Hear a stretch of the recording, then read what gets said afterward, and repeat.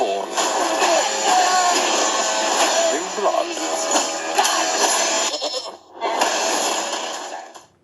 Hello everybody, welcome back to Screenstars. I'm here today to bring you my review for the 2021 action film, The King's Man.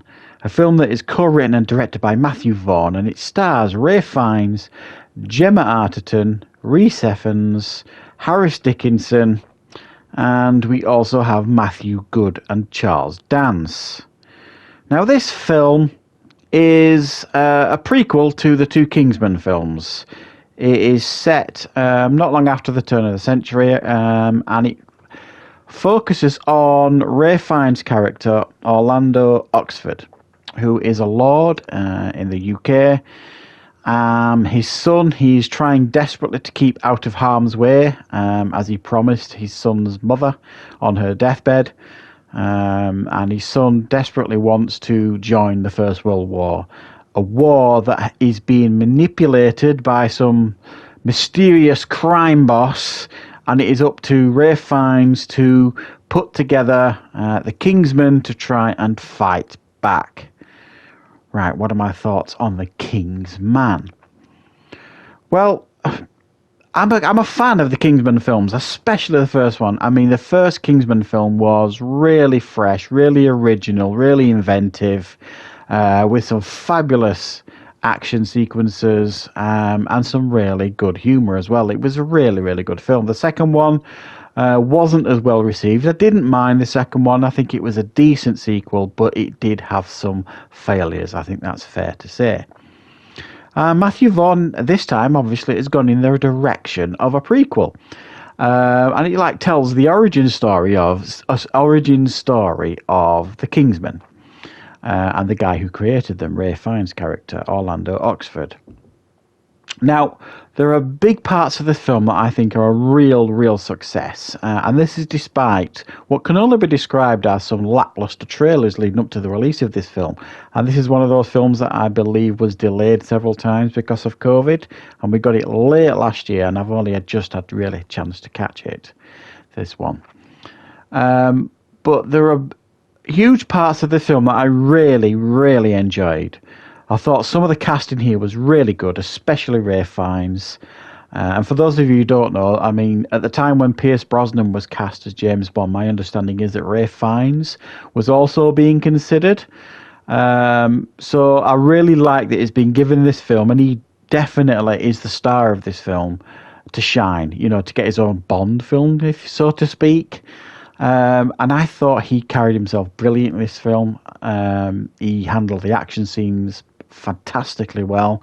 And he really is the face of this movie. And I wasn't sure if that was going to be the case. I didn't watch all the trailers leading up to this release. I think I saw one early one. And I must admit, the early parts of this film, I thought the film was going to focus heavily on Harris Dickinson's character, Conrad Oxford, Ralph Fiennes' son in the film. I thought, he was going to be the real focus of this film. And for much of it, he's a big part of the film.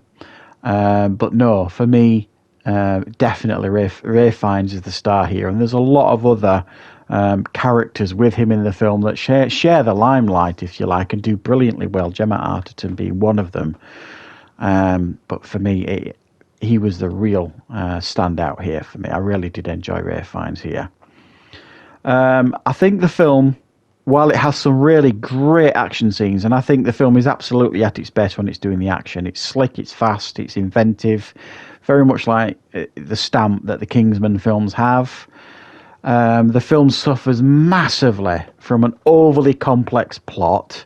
This plot of this mysterious mastermind trying to, behind the scenes, manipulate world leaders into going to war, i.e. the First World War. And it was ridiculous, really. So for me, that just didn't work. It was overly complex, and it was chock full of characters that you couldn't follow who they were. And then you've got a villain who is kept in the dark for much of this film, but I guarantee you it won't take much to figure out who it is. I mean, it's such a letdown, really, as to who the reveal of the villain is. You'll figure it out fairly soon into the film. So the film suffers terribly from a weak villain and a weak reveal, and his motivations for doing what he's doing are stupid and ridiculous.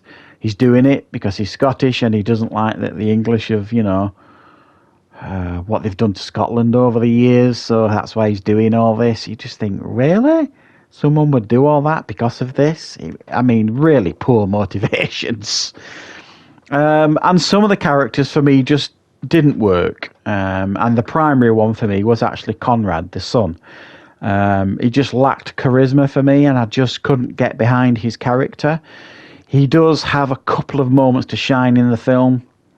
There's a couple of shocking moments in the film that I just didn't see coming that really gave the film some emotional weight, which I really enjoyed, that Ralph Fiennes managed to carry brilliantly.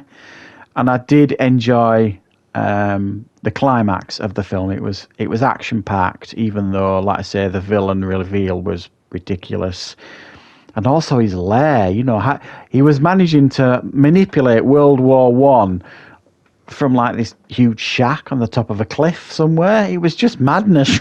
Really, it didn't make any sense. This maniacal bad guy, manipulating world events and world leaders from a shack on the top of a cliff.